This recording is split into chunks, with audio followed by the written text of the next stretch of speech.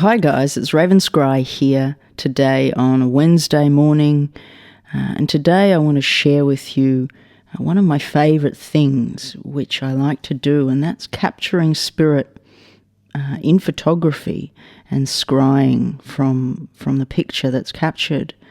Now, I've been enjoying doing this for some time, and spirit comes through in such different ways. I've been capturing them through different light, through different surfaces, or through many surfaces and elements, all blending into creating and capturing this space for spirit to come through. Now, in my experience, I've seen many similar beings that come through on similar frequencies or rays, you could say. For instance, like if I was scrying in a fire, I often see a lot of mythical type creatures, a lot of pixie type creatures, and a lot of dragons also.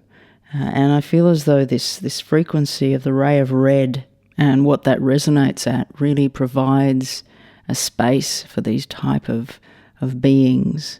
And of course, it's very similar in things like water, and also tree, wood creates a lot of the similar kind of strain of beings coming through. So I just find it so interesting, and I just wanted to share that with you guys. Anyway, I could delve further into many levels of this process, but today I'm going to share one of the pictures that have come through, and you can see it now on your screen. Now, can you see the man?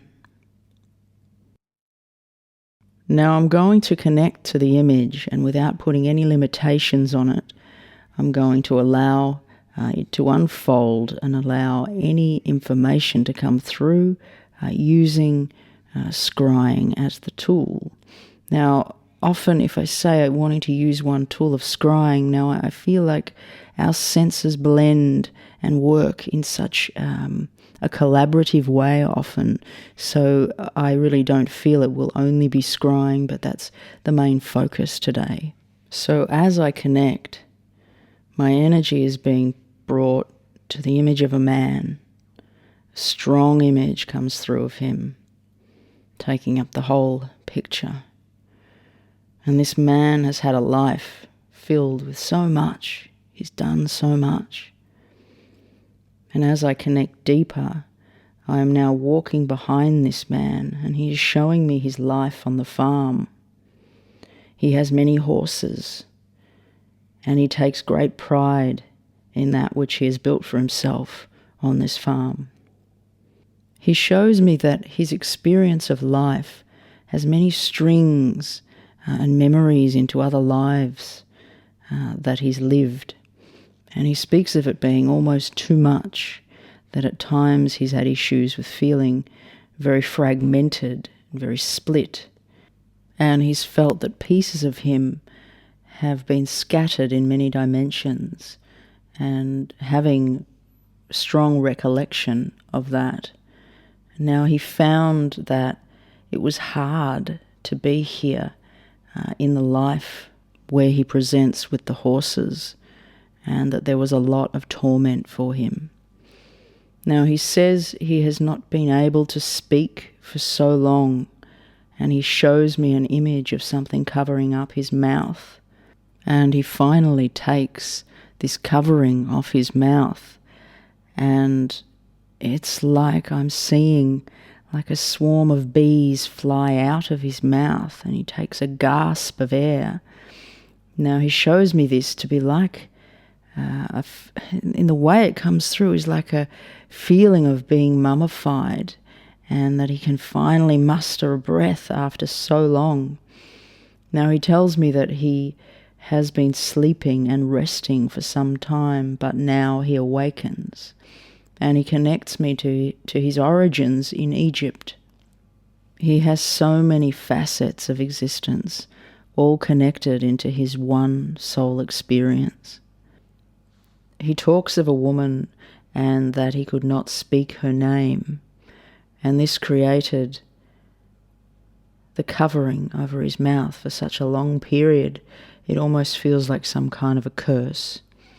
And I ask him what happened to her, And he says, "She died, and I vowed I would never speak her name again."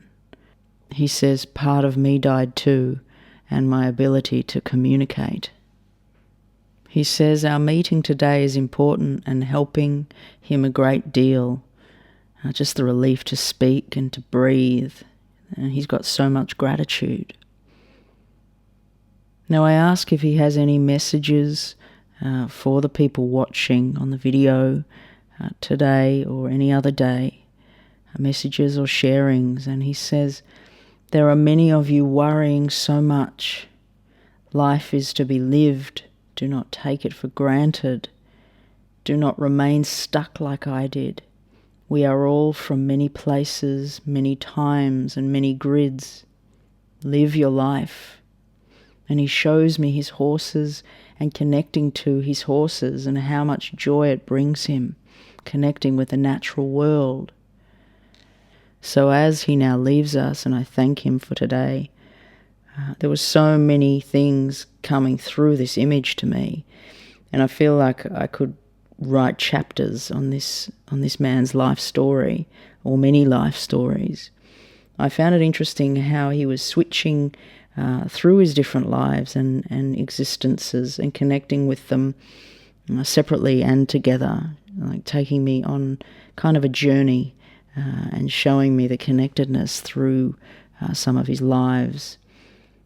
I found that parts of his face almost acted like portals, and with focus and intention and surrender, these portals can open up into huge bodies of information moving through time and space. So I found him to be quite an interesting man.